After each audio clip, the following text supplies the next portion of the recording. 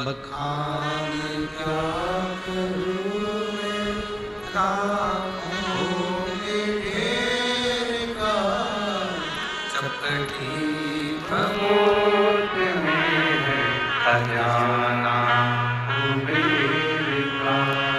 हे गंगाधार मोती कथा श्रवण करने का सौभाग्य मिला।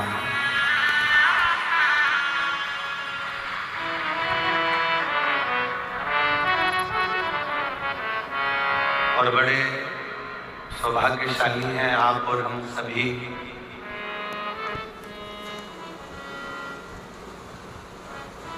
कि भगवान शिव की विरल भक्ति को धारण करने के लिए आप और हम यहाँ पर विराजमान हैं।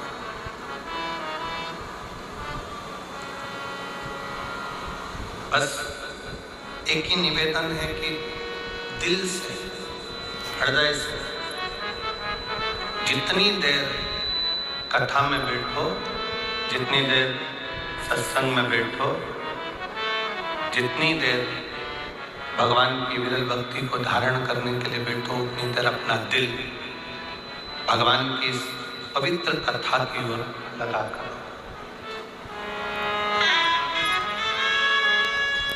इंद्रियां थोड़ी चंचल है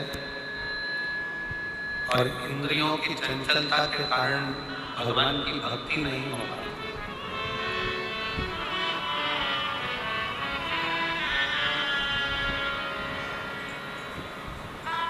कोई आया नेत्र उधर चले जाएंगे, किसी ने कुछ कहा श्रवण इंद्रिया उधर चली जाएंगी। और इन 5 कर्मेंद्री, 5 ज्ञानेंद्री और 1 मन, ये 11 इंद्रियों में सर्वप्रथम चंचल है ये मन रूपी इंद्रिय।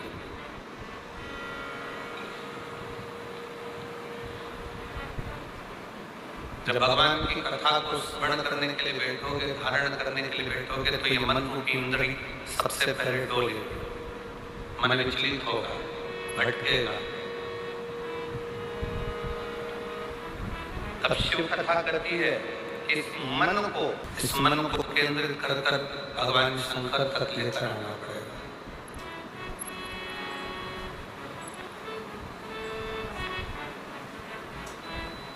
और जितना सहजता के साथ में, सरलता के साथ में और नम्रता के साथ में आप इस कथा के तत्व को ग्रहण करोगे। जैसे एक बहुत बड़ी बात संत कहते हैं कि जंगल में आग लगी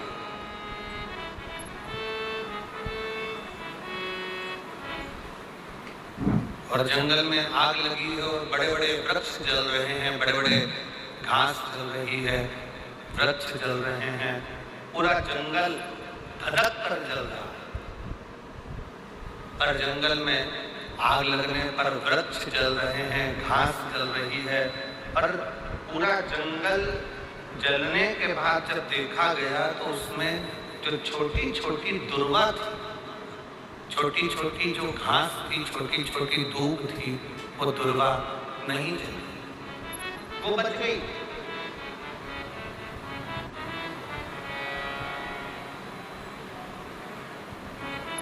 बड़े वृक्ष जल गए, बड़ी बड़ी घासें जल गई, और छोटी छोटी दुर्वा, छोटी छोटी धूप वो बच गई, क्योंकि वो दबी रह गई। थोड़ा सा पानी गिरा, वो दुर्वा फिर उछली, फिर बढ़ना प्रारंभ कर दी। शिव महापुराण की कथा कहती है कि भगवान की कथा में, गुरु की शरण में, परमात्मा की शरण में, ईश्वर की शरण में, संत की शरण में, परमात्मा की कथा में जब भी पहुंचो, उस समय पर बड़े बनकर नहीं, छोटे बनकर जाओगे तो गुरु और संत और शिव की कृपा की दृष्टि से फिर बढ़ते चले जाओगे।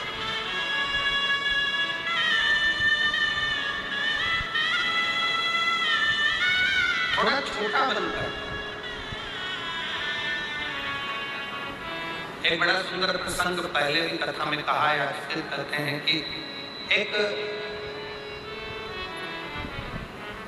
विशाल नदी है, बहुत बड़ी नदी, उसको अभिमान आ गया।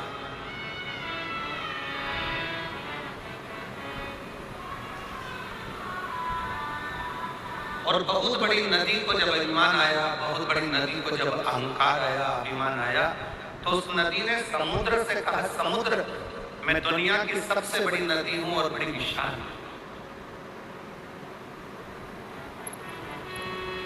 अगर तुझको मुझसे कुछ चाहिए तो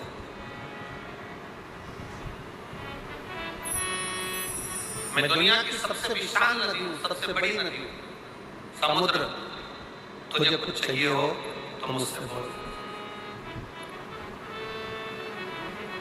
अगर तुझे कुछ चाहिए तो मुझसे बोल, मैं तुझे दे सकता। समुद्र ने हंसकर कहा, नदी मेरे पास में तो माणिक है, मोती है, सोना है, चांदी है, हीरा है, पन्ना है, रतन है, माणिक, औषधि सब मुझ में। देवता भी मेरा मंथन कर कर इसमें से माणिक, औषधि, रतन सब निकाल लेते हैं, मुझे कुछ भी नहीं चाहिए।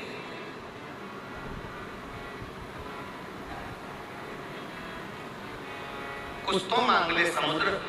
समुद्र कहता है मुझे कुछ नहीं चाहिए, मुझे चाहिए ही नहीं। नदी ने फिर बार बार कहा कि समुद्र कुछ तो मांग, समुद्र कुछ तो मांग, समुद्र कुछ तो मांग। समुद्र ने कहा, नदी अगर कुछ देना चाहती है तो मुझे हरी हरी दूबा, हरी दूब, दुर्बा जानते हो ना सब, हरी घास, हरी दुर्बा मुझे लाकर दे। नदी ने कहा, क्या रे समुद्र, तू मांग भी रहा है तो मुझसे क्या मांग रहा है? केवल हरी दूबा, हरी घास, मैं अभी लेकर आया। नदी ने घाट के किनारे पर लगी हुई घास को, दुर्बा को अपनी जल की लहर से तोड़ना चालू करा। जैसे ही जल घाट पर जाता है, जैसे ही जल घाट पर पहुंचता है, वैसे ही दूबा के ऊपर पानी गिरता है तो दूबा नीचे झुक जाता है। फिर पानी आया, फिर दुर्बा नीचे झुकी। पानी के वजन के कारण दुर्बा नीचे झुकी, फिर पानी आया, फिर नीचे झुक गई। वो घास, वो दुर्बा उखड़ नहीं पाई। आखिरी में नदी समुद्र के पास जाकर बोली, समुद्र मैं तेरे लिए घास, हरी हरी दूबा लेकर नहीं आ सकी। समुद्र ने कहा, नदी मैं ये जानता था कि तू मेरे लिए दूबा नहीं ला सकती, तू मेरे लिए घास नहीं ला सकती, क्योंकि उस दूबा में, उस घास में एक सबसे बड़ी चीज है, उसकी नम्रता। जैसे ही पानी आता है, दूबा नीचे झुक जाती है, और जो जिंदगी में झुकना जानता है उसे कोई उखाड़ नहीं सकता।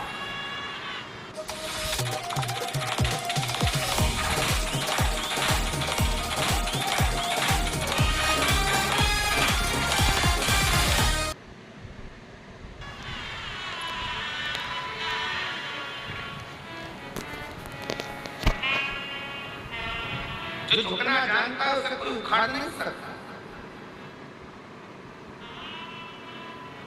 जो अपने रब के आगे, अपने इष्ट के आगे, अपने ईश्वर के आगे, ओंकार के आगे, परमात्मा के आगे, शिव के आगे जो एक बार झुकना सीख गया, फिर दुनिया की किसी की सामर्थ्यता नहीं है कि वो उसे उखाड़ कर फेंक दे, क्योंकि उसकी नम्रता, उसकी नम्रता, उसकी प्रबलता। आपने अगर जीवन में परमात्मा के आगे झुकना सीखा है, शिव महापुराण की कथा करती है, जगत में कहीं मत झुको पर उस सतगुरु के आगे,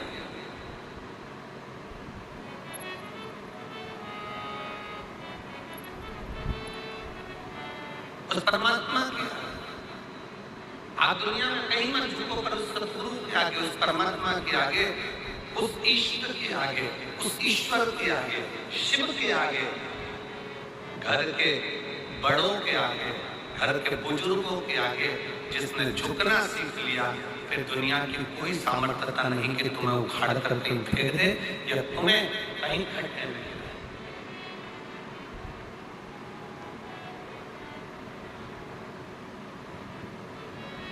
और मैंने तेरे ही भरोसे बाबा, तेरे ही भरोसे हवा बिच उड़ती जावांगी बाबा, डोर हटो छठी कटी जावांगी। बोले मैं तेरी भगन, शंभो मैं तेरी भगन, हवा बिच उड़ती जावांगी बाबा, डोर हटो छठी में कटी जावांगी। किसकी सामर्थ्यता?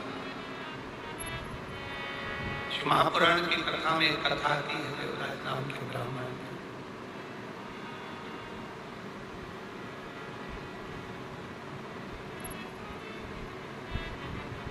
जीवन भर चोरी करी उसने, घर में पत्नी थी, बच्चे थे, पत्नी और बच्चों का भरण पोषण करने की जवाबदारी उस परमात्मा की। कितना सुंदर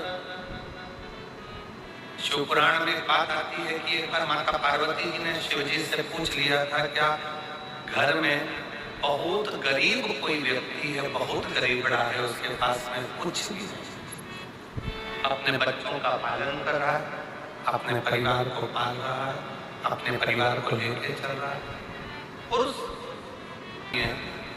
रहने की व्यवस्था नहीं है, उसके पास कुछ पाने की व्यवस्था नहीं है, तो उसकी व्यवस्था कौन करेगा?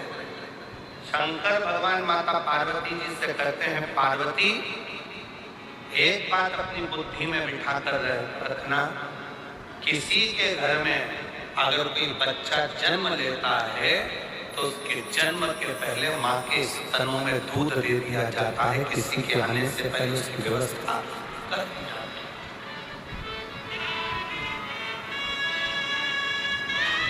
बच्चे ने जन्म नहीं लिया, बच्चा जन्म नहीं लिया, पर माँ के स्तनों में दूध दे दिया गया। ये बच्चा आएगा तो पिएगा, पेट कैसे भराएगा, उधर की तरफ कैसे हो? ये दुनिया के लोगों को लगता है अगर मैं दुकान पर नहीं जाऊंगा ना तो दुकान नहीं चलेगी, मत चल, खोल कर दे, चलिए। तुम नहीं थे तब भी दुकान चलती थी, तुम चले जाओगे तब भी दुकान चलेगी, तुम नहीं थे तब भी परिवार चल रहा था, तुम चले जाओगे तो भी परिवार चलेगा। तो अहंकार की जिंदगी से दूर हटकर ये सोचो कि हमारी दुकान चलाने वाला भी वो रब है और हमारे घर को, परिवार को चलाने वाला भी वो शिव है, कोई दूसरा नहीं चला।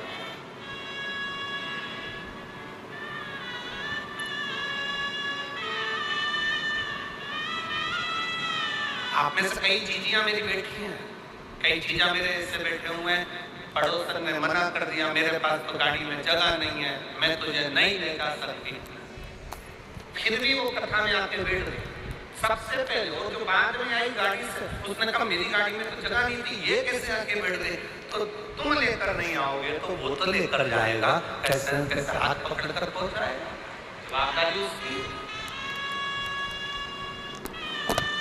मेरे मंदिर में आना मेरा काम है और मेरी बिगड़ी बनाना। उसके घर में 10-11 मेहमान आकर बैठ गए, उनको खिलाएगा कौन? शिव जी कहते हैं, पार्वती पहले बात तो याद रख, किसी के घर में अगर मेहमान आते हैं तो केवल मनुष्य नहीं होता, और मेहमान केवल मानव नहीं है। किसी के घर में अगर मेहमान आते हैं तो उसका कल्याण करने के लिए स्वयं संत और परमात्मा किसी के दरवाजे पर पहुंचते। एक कथा गुरु नानक देव जी की हमने पहले कही थी कि बाले के साथ में जाते जाते जाते जाते बुढ़िया के झोपड़े को देखा।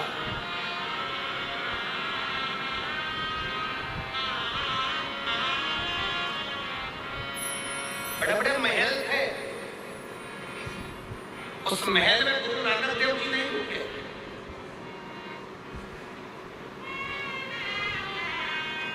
गुरु नानक देव जी रुके तो एक झोपड़े में रुके, बुढ़िया के झोपड़े में, एक बूढ़ी मां के झोपड़े में। पूछो हमको कुछ पवा देंगी? जाओ जरा बात करो। बूढ़ी मां खुश होकर बोली, मेरे पास में जो होगा मैं आपको दूंगी, आप रहो मेरे झोपड़े।